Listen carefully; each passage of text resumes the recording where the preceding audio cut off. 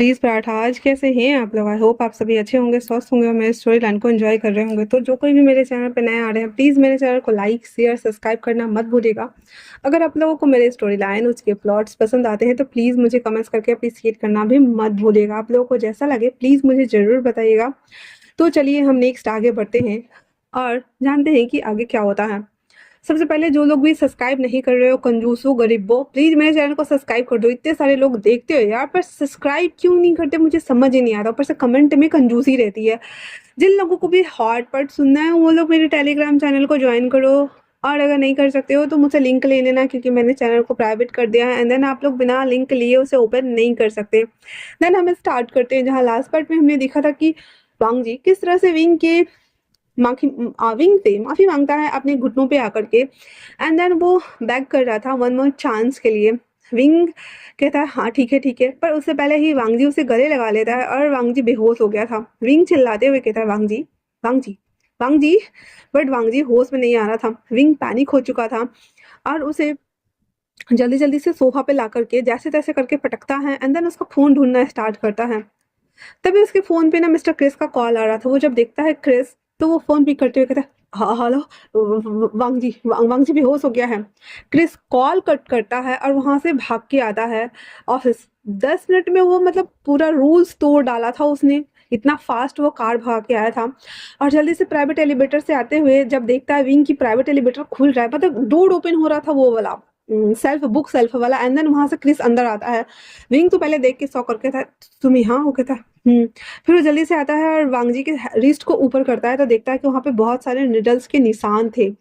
वो जल्दी जल्दी सुई निकालता है एंड देन वांगजी को लगा देता है। लगाने के बाद वो बस वेट कर रहा था।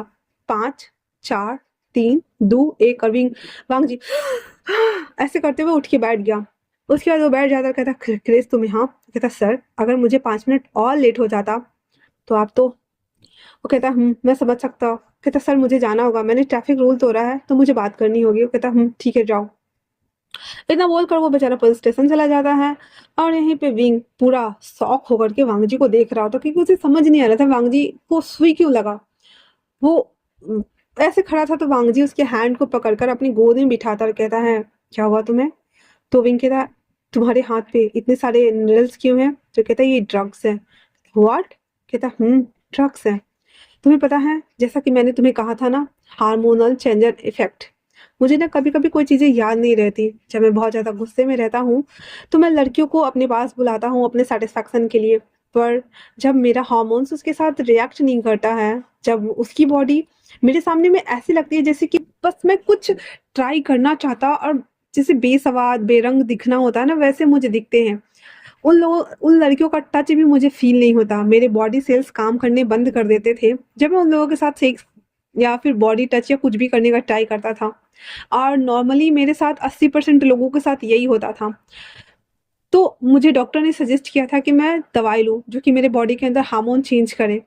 फिर मैं जब लेने लगा था तब मुझे मजा आने लगा था, लेकिन फिर भी मैं सेटिस्फाइड जो होते हैं ना वो मुझे नहीं मिल रहा था। पर जब उस दिन फर्स्ट टाइम मैंने बिना दवाई के बिना कुछ किए तुम्हें उस वॉशरूम में तुम्हें कैद किया था ना विंग, एंड देन फिर तुम्हें मैं अपने कैबिन में लेके आया था, उस वक्त लगा जैसे कि मैं पागल हो जाऊंगा अगर मैं तुम्हें अपने आप को सेटिस्फाइड ना कराने दूं। अगर तुमने मुझे टच नहीं किया तो मैं सच में पागल हो जाता और मेरी बॉडी में से नसें फट के बाहर आ जाती। लेकिन उस रात हमारे बीच हुआ एज ए स्ट्रेंजर पर्सन।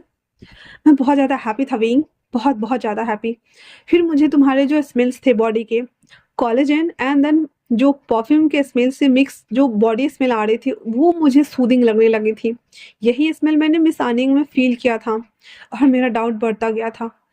चीज़ें एक के बाद खुलती गई और तुम इस तरह से मेरे सामने हो और अभी भी मैं इस दवाई को यूज़ करता हूँ। तो विंग कहता है मेरे साथ कैसा फील होता है तुम्हें। वो कहता है अच्छा फील होता है, पर ये मुझे हैबिचुअल कर चुकी है विंग।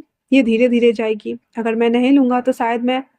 वांग जी के मुंह पे फिर हाथ रख देता है। विंग कहता है ऐसा मत बोलो वांग जी, अगर तुम्हें कुछ हो गया तो। और अभी विंग ने एकदम कंसर्न होके एकदम नाराज होके बोल रहा था। वांग जी उसके हैंड को हटाते हुए कहता ओ, तो मिस आनियन को मेरी परवाह है। वैसे मिस आनियन आपको नहीं लगता कि आपको अपने बॉस को थोड़ा सा खुश करना चाहिए। आफ्टर ऑल आपका बॉस बीमार है। विंग उसको मारते हुए कहता है मैं मिस आनियंग नहीं हूँ। कहता है मिस आनियंग आप मुझे सच में डिसओबे कर रही हैं। विंग कहता है तुम ना सच में बहुत बदमाश हो। तो वांग जी कहता है तो तुमने मुझे माफ किया। तो विंग कहता है नहीं मैंने नहीं किया, अब छोड़ो मुझे। और इतना बोलकर उठने को होता है, वांग जी पकड़े हुए था और कहता है अच्छा तुम्हें लगता है कि तुम मेरे चंगुल में आ जाओगे और बच जाओगे। तो विंग कहता है तुम ये नाटक कर रहे थे ना। वांग जी कहता है wing I am serious. Wing बेचारा फिर से शांत हो गया था और कहता है बट मैंने तुम्हें माफ नहीं किया। वांग जी कहता है पूरी लाइफ पड़ी है मुझे माफ करने के लिए। इतना बोलकर सीधे वो विंग को लेकर नीचे लैंड। विंग कहता है ये क्या कर रहे हो। वांग जी कहता है ओह अच्छा अभी बताता हूँ मैं। इतना बोल करके वो ना अपने नोट से ना विंग के बॉडी पर टिकलिंग कर रहा था। विंग हंस रहा था और कहता है ये क्या कर रहे हो, हम ऑफिस में हो। कहता है हाँ तो क्या हुआ। फिर विंग कहता है लोग हमें गलत समझेंगे, उन्हें लगेगा हम कुछ और कर रहे हो। कहता है हाँ तो लोगों को लगने दो कि हम वही कर रहे हैं। और ऐसा बोलकर विंग को हंसी लगा रहा था। विंग वो ऐसा करके ना हंसी हंस रहा था और वो अपने बॉडी को उससे छुड़ाने का ट्राई कर रहा था। बाहर मिस्टर बॉमन, मिस्टर जॉब्स और उसके बाद मिस्टर कृष्णा मलिक और हमारा मिंगियो जो चक्कर काट रहा था। जब वो सुनता नहीं वॉइस कहता है पक्का पक्का विंग का चीरहरण कर डाला इस इंसान ने। और वो शॉक होकर जैसे डोर ओपन करने वाला था वो तीनों उसको पकड़ते कहते आ मिस्टर याओ आप कहाँ जा रहे हैं, आपको पता है ना सर का प्राइवेट मूवमेंट है, हम ऐसे नहीं जा सकते। ऐसे बोलकर उसको खींच रहा होता है। याओ कहता है मैं इस लाल वांग जी को तो मैं छोड़ूंगा नहीं। तभी विंग ना अंदर से चिल्लाने की आवाज आती है। विंग कहता है हाँ नहीं नहीं नहीं और इतना बोलकर डोर ओपन करके जाता है तो देखता है कि वांग जी ने उसको उसके ऊपर बैठा हुआ है एंड देन उसको गुदगुदी लगा रहा था। सीधे मिंग आवाज कहता वांग जी। वांगजी और विंग दोनों शॉक और उधर देखते हैं जबकि उन दोनों के कपड़े सब कुछ अच्छे थे, बिगड़ा हुआ किसी का कुछ भी नहीं था, बस बैठा हुआ था उसके ऊपर वांगजी। और जैसे ही वो देखता है वो फटाक से उठ के खड़ा हो जाता है, कहता है तुम यहाँ।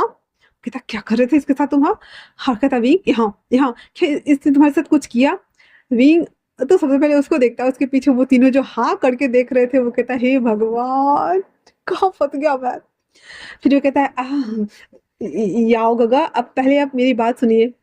विंग जल्दी से आता है, विंग को खींचता है अपनी तरफ और कहता है मुझे बताओ कैसे कुछ किया तुम्हारे साथ। कहता है याओ गगा प्लीज उन्होंने कुछ नहीं किया। कहता है हाँ क्या क्या कहा तुमने। कहता है आई मीन कि वांगजी ने कुछ भी नहीं किया, वो तो बस मुझे गुदी लगा रहे थे और कुछ भी नहीं। तो मिंगिया कहता है हाँ क्या लगा रहे थे। कहता है वो बस हम दोनों मस्ती कर रहे थे गगा देखो मुझे। फिर वो देखता है कि हाँ भाई दोनों ने तो कपड़े सही सलामत दिए, कुछ ऐसा किया ही नहीं। वांगजी तो कन्हुआई हुई आंख से मिंगिया को दिख रहा था, मतलब कि मानो रुक जाओ मैं तो तुम्हें ऐसे तोड़ मरोड़ के फसल के डस्टबिन में फेंक दूंगा। मीगा कहता हाँ ठीक है हो गया काम तुम्हारा। कहता नहीं अभी बचा हुआ है। कहता मैं यही हूँ। पीछे से सिचन आते हुए कहते अटेंशन जेंटलमैन। वो तीनों लंक लेके ग्रीड करके भागते वहां से और वो कहता यार मैंने तुमसे कहा था ना यहाँ से चलो। मंगजी कहता है गौ अगर आप अपने परिंदों को कैद करके नहीं रखेंगे ना तो मैं इसके पर काट डालूंगा। मिंगे वो तो बहुत उछल रहा था तो लैंस सिचन उसके पेट को पकड़ते हुए कहते याओ बस करो। कहता है सिचन तुम्हारा भाई एक बेस्ट है तुम्हें पता है ना। तो विंग कहता एक्चुअली में सच में हम दोनों के बीच में कुछ भी नहीं हो रहा था, आप बेकार में टेंशन ले रहे हैं, आपको पता है ना कि सब कुछ ठीक है। तो कहता है सच में ना विंग। कहता हाँ गा सच में विंग है, सच में सब ठीक है, कल कल रात को भी इन्होंने कुछ नहीं किया और अभी भी। और वो तीन उंगली ऊपर करते हुए कहता ठीक है मैं ठीक हूँ। इतना बोल करके विंग ना कहता है गा आप आपसे मैं मिलने आता हूँ आप प्लीज चलिए। अब लैंस सिचन जल्दी जल्दी से मेंगिया को वहां से निकल बाहर आ जाते हैं और कहते हैं याओ ये तुम क्या कर रहे हो, एक पॉजेसिव बॉयफ्रेंड की तरह बिहेव कर रहे हो, मैं तुम्हारा बॉयफ्रेंड हूँ। तो याओ कहता है हाँ मुझे पता है कि आप मेरे बॉयफ्रेंड हो पर मैं आपके भाई पे भरोसा नहीं करता ना, वो कुछ भी कर सकता है विंग के साथ में आपको पता है ना। कहता है वो कुछ नहीं करेगा चलो मेरे साथ। और इतना बोल करके वो उसको खींच के ले आता है। विंग बेचारा हमारा एम्बेरस हो चुका था और वो वांगजी को घूर के देख रहा होता है। वांगजी कहता है व्हाट। कहता है ये सब तुम्हारी वजह से हुआ है, तुम्हें किसने कहा था ये सब करने के लिए। तो विंग की बात सुनकर वांगजी एकदम आराम से जाकर कुर्सी पे बैठ जाता है। कहता है मैं चाहता था पूरी ऑफिस को पता चले कि तुम मेरे हो। विंग कहता व्हाट। तो कहता तुमने ये सब जानबूझ के किया। वांगजी कहता है ऑब्वियसली मैं तो चाहता था हर किसी को पता चले पर अफसोस चार लोगों को पता चली, कोई ना 10 मिनट के अंदर सबको पता चल जाएगा। वांगजी सर का पार्टनर मिस विंग है। विंग तो एकदम कन्वाई हुई देखते हुए कहता मतलब ये जानबूझ के किया। और इतना बोलकर उसके पास जैसे ही आता है उसको मारने के लिए वांग जी उसके दोनों हैंड को पकड़कर उसे अपनी गोद में बैठा लेता है और वापस से उसके बॉडी पार्ट को पकड़ के आई मीन हाड़कों को पकड़ के उसके स्क्यूज करते हुए इसके शोल्डर को बाइट कर लेता है और कहता है अब कैसा लग रहा है बताओ मुझे, ये मुझसे दूर जाने का पनिशमेंट है। विंग चीखने वाला होता है तो वांग जी कहता है बाहर पी गया हुआ है सोच लो, फिर आके वो तुम्हें ही बोलेगा। बेचारा हमारा विंग ना हाँ करने बन रहा था, ना हूँ करने बोल रहा था। कहता मेरा काम खत्म हो गया, मैं जा रहा हूँ। कहता तुमने अभी तक मुझे बताया नहीं है, मुझे बताओ क्या प्रॉब्लम है। विंग कहता है ऐसे कैसे बताऊं मैं, और वो ऐसे हिल रहा था। वांग जी कहता है ऐसे ही बताओ मुझे विंग। विंग कहता छोड़ो मुझे। वांग जी कहता हाँ हाँ मैंने पकड़ा कब है, देखो तो। इतना बोलकर उसके हार्डकोर को और दबा देता। विंग कहता है आउच। वो कहता है ये क्या कर रहे हो, मुझे छोड़ो ना। कहता है नहीं मुझे बताओ ना, वरना मैं इसके अंदर हाथ डाल दूंगा। बोलना क्या था, वो सच में उसके अंदर हाथ डाल देता है और उसको पकड़े हुए था। अब विंग के मुंह से बेचारे का स्वीट स्वीट साउंड निकल रहे थे, वो क्या बताए। कहता मैं ऐसे नहीं बता सकता। वांग जी कहता कैसे बताना है विंग, क्योंकि मैं तड़प रहा हूँ, मैं तरस रहा हूँ। इतना बोल करके वो उसके शोल्डर को दोबारा से बाइट करके उसके जगह को ऊपर से सट के ऊपर से ही ऐसे किस करना स्टार्ट कर देता है। विंग जो कि आउट ऑफ कंट्रोल हो रहा था, वो कहता वांग जी ये कैसी गंदी गंदी हरकतें कर रहे हो। वांग जी कहता है वही जो मैं चाहता हूँ। इतना बोल करके वो वापस से उसको ना ऐसे अंदर से ना स्टॉक करना स्टार्ट कर दिया हुआ था। तो विंग कहता तुम्हारे हाथों में लग जाएगी बेल्ट से। वो कहता लगने दो, पर ये ज्यादा इंटरेस्टिंग और मजेदार है। अब हमारे विंग की हालत इतनी ज्यादा खराब हो चुकी थी कि उसके मुंह से बस मेलोडी साउंड्स के अलावा कुछ और नहीं निकल रहा था। और वांग जी कहता है ये यही तो मुझे चाहिए। और इतना बोल करके वो उसके पूरे एकदम स्क्यूज किया जा रहा था। और विंग हमारा फुली आगे तक था, तो वांग जी हाथ निकाल लेता और कहता मैं नहीं कर रहा। विंग तो अभी एकदम खिसियानी बिल्ली की तरह लग रहा था, मारो को उसको तो झपटा मारने वाला था। कहता है ये क्या कर रहे हो, तो तुम मुझे इस तरह से कैसे छोड़ सकते हो, वो भी इस हालत में। भांग जी कहता है तो फिर मुझे कौन करेगा विंग। हाँ, फिर इतना बोलकर विंग को सीधे अपनी ओर पलटाता है और अपने गोद में बैठने का इशारा करता है। कहता मैं यहाँ पे कैसे बैठूं। कहता ठीक है चलो। फिर उसको वॉशरूम में खींच के लाता है, क्योंकि सोफा पे करता है या कहीं पे भी करता, फिर कोई ना कोई टपक जाता। फिर वो वॉशरूम लेके आता है, वॉशरूम को अच्छे से लॉक करता है। एंड देन विंग और वांगजी अभी दोनों पागलों की तरह एक दूसरे को किस कर रहे थे। ये इसके कपड़ों को नोच रहा था, वो उसके कपड़ों को नोच रहा था। एंड देन विंग को सीधे इसके पैंट को एकदम एक ही झटके में नीचे करता है और उसे सीधे बांस में से निकल पटक देता है। बेचारा का नाक टूटने वाला था। कहता वांगजी ये क्या कर रहे हो। कहता आई एम सॉरी पर आई कांट कंट्रोल। फिर तब बोलकर सीधे इन। और वो फिर विंग को देख के एकदम एकदम डेविल वाले स्माइल कर रहा था। एंड देन नाउ देन फकिंग करने स्टार्ट करता है wing, like a melody sounds, morning sounds और म्यूजिक साउंड्स तीनों निकाल रहा था। और वांग जी अपना सारा फ्रस्ट्रेशन, इरिटेशन, जो भी था उसके अंदर भरा हुआ सब निकाल रहा था। फाइनली जब वो दोनों ऑर्गेज़म तक थे, तो वांग जी उसके बैक पे एक हाथ मारते हुए कहता है क्या इंटरेस्टिंग है, हमारे विंग को भी तो यही चाहिए था, इसलिए क्योंकि उस वॉशरूम में भी ये होते होते रह गया था। अभी फाइनली दोनों एक दूसरे के साथ थे और कल होटल में भी वो करने वाला था, पर ऐसा कुछ हुआ नहीं था। विंग कहता ये काफी ज्यादा अच्छा है। और इतना बोलकर वो अपने आप को नॉर्मल कर रहा था। फिर वो टिश्यू से उसके पीछे पूरा क्लीन कर देता है वांग जी। फिर उसको आगे करता है और कहता है अब मुझे इसे सब करने दो। विंग कहता है व्हाट, क्या तुम्हारा मन नहीं भरा। कहता है एक बार से क्या होता है विंग। फिर देन उसके हार्डकोर को अपने मुंह में लेकर उसे सक करना शुरू कर देता है और विंग वापस से मेलोडी साउंड्स, मॉर्निंग साउंड सब निकाल रहा था। और उसके बाद वांग जी जब उसे प्रिपेयर कर चुका था, तो कहता है अब मेरे पास वहाँ चलो। फिर उसको लेकर के आता है। अब वो फिर कबोर्ड पे बैठा हुआ था और फिर उसको अपनी गोद में लेता है और वांग जी और विंग एक राउंड वहाँ पे वापस से कंप्लीट करते हैं। एंड देन वो सब कुछ जब हो जाता है, तो वांग जी और विंग एक दूसरे के फोरहेड से टिकाए हुए थे और कहते हैं हाँ, ये सच में बहुत ज्यादा अमेजिंग है। वांग जी कहता है विंग मुझे तुम माफ कर दिए ना। विंग कहता है मैंने माफ कर दिया, क्योंकि मैं तुमसे बहुत प्यार करता हूँ वांग जी। बट अगर आज के बाद तुमने किसी को भी हाथ लगाया, भले ही तुम्हारे हार्मोनल चेंजेस की वजह से ही क्यों ना हो, अब मैं आ गया हूँ। मुझे तुम्हारे पास्ट के किसी भी रिलेशनशिप से कुछ लेना देना नहीं है, बट अगर अभी रहते हुए तुमने किसी को भी हाथ लगाया, तो वांग जी कहता है आई प्रॉमिस विंग मैं तो कुत्ते बिल्ली को भी हाथ ना लगाऊं। वो तो विंग कहता क्या मतलब, क्या तुमने कुत्ते बिल्ली के साथ भी किया था। भाग जी कहता अरे नहीं, मैं एग्जाम्पल दे रहा हूँ। विंग फटाक से उसके ऊपर से उठ जाता और कहता मैं तुमसे बात नहीं कर रहा। और इतना बोलकर अपने कपड़े को ठीक कर रहा होता है। वांग जी बेचारा पीछे से आके हक करते हुए कहता सच में मतलब बॉयफ्रेंड तक तो सब ठीक रहते हैं, बीवियों के नखरे इतने क्यों बढ़ जाते हैं। कहता हाँ तो मैं तुम्हारी बीवी, क्या कहा तुमने मुझे बीवी। और वो इधर घूम जाता है। तो वांग जी हंसते हुए कहता है ओहो बहुत जल्दी नहीं पकड़ लिया वैसे माय डियर बीवी। तो कैसा रहेगा कि तुम मिस आनियंग बनने के लिए तैयार हो जाओ। विंग उंगली दिखाते कहता है डोंट कॉल मी मिस आनियंग, मैं विंग हूँ। कहता आ आनियंग ऐसे मत बोलो ना, हॉट होता है, तुम्हारा हस्बैंड बुरा मान जाएगा। ओ माय डियर वाइफी आनियंग मान जाओ ना। ऐसे कर रहा होता कुछ चिपू। तो विंग कहता है तुम नहीं सुधरोगे, मेरे मॉम डैड आ रहे हैं, फिर देखना वो तुम्हें सबक सिखाएंगे। कहता है तुम्हारे मॉम डैड, कहता है हाँ मेरे मॉम डैड उनसे तो तुम्हें डील करनी है ना। इतना बोल करके विंग उसको छोड़ के वहां से निकल लेता है। वांग जी पूरा शौक कर कहता है अब ये नया मुसीबत। एक पल के लिए तो मैं किसी लड़के को निपटा भी दूं, बाकी को भी निपटा दूं, पर इसके मॉम डैड को कैसे निपटा सकता हूँ। अब विंग के चले जाने के बाद वांग जी पैनिक हो रहा था। उसके जाने के बाद विंग को खींच के ले जाता है टेरेस पे। वो दोनों बात करने गए थे और वांग जी अंदर घूम रहा था तो लैंस सिचन आते हुए कहता है वांग जी ये क्या हरकतें हैं। पर उसको जब देखता है कि वो परेशान है तो कहता है वांग जी क्या हुआ है तुम्हें। कहता है गॉ उसके मॉम डैड। कहता है उसके मॉम डैड व्हाट। कहता है उसके मॉम डैड से मैं कैसे डील करूँ, क्या मैं उन दोनों को मार दूं। लैंस सिचन कहते हैं वांग जी वो विंग के मॉम डैड है, तुम्हें लगता है कि उसके बाद वो तुम्हारा होगा। कहता है हाँ ये भी बात है, पॉइंट है।